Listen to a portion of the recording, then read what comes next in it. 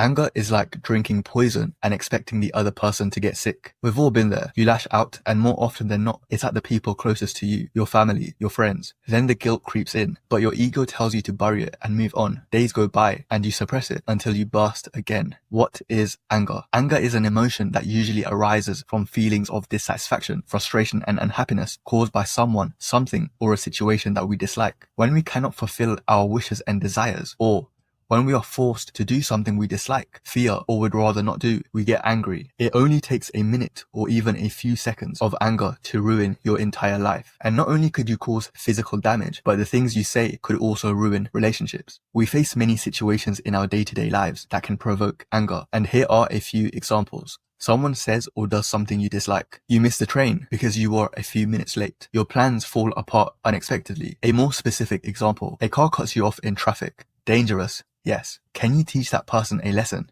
Maybe you could, but you would only be putting yourself and others in even more danger. Can you change anything about the situation? No. There are two ways that you could perceive this. Either A, you almost got hit by an incompetent, stupid driver, or B, you avoided an accident because you're a skilled driver with good awareness. One is a negative recalling of events and the other is a positive one. The same scenario is just how you choose to see it. Or consider this. You want to get into a fight at school. Your adrenaline is pumping. You feel tough and maybe you look cool in front of your friends. But are the risks of potentially life-threatening injuries, assault charges, and a loss of time away from school and family worth it? No. It's impossible to avoid every situation that causes anger, but you can control how you react to it. Reacting with anger is a learned habit, and like any habit, it can be broken. Suppressing it isn't the answer either. It only builds pressure until it eventually bursts. The key is to redirect that energy, and in the next section, you learn how to do just that. So 14 tips to overcome anger. Whenever you feel uncomfortable or unhappy, picture a pleasant memory from the past. If you feel like you're getting angry, take a few deep breaths. This will delay the anger and calm you down. Take some time to think about the consequences of anger. Keep a positive attitude throughout your day and try your best to be patient. Find an outlet, a way to channel your anger elsewhere. Work out, read, study, whatever helps you release stress. You have to stop caring about what some people say. They're only trying to get into your head. Ask yourself, is it worth lowering yourself just to win a petty argument? Take yourself out of the stressful situation. Walk away. You can always continue a conversation later, but you can't undo the damage that will happen if you stay. Don't engage. If necessary, come back later. It's not worth it. Practice mindfulness. Whenever you feel angry, focus on your breathing and how your body feels. Taking time to slow down your breathing and relax your muscles can help you get rid of those feelings. Think about what triggers your anger. Is it being talked over? Are you always blamed for everything? By identifying your triggers, you can avoid them until you can control your behavior better. Learn emotional detachment. You are less likely to become angry when you are emotionally detached because you stop taking things personally. If something annoys you, just stop for 10 seconds. Take a step back and look at the situation. What can you change? What can't you change? Will being angry help with either? And also think about how insignificant the issue is. If you feel disrespected by family, that's more difficult to deal with since cutting ties isn't always an option. It is important to spend time around better people who uplift you in order to counteract that. Anger and frustration can easily be bottled up. Discuss it with someone who is willing to listen. You may just need someone to vent to.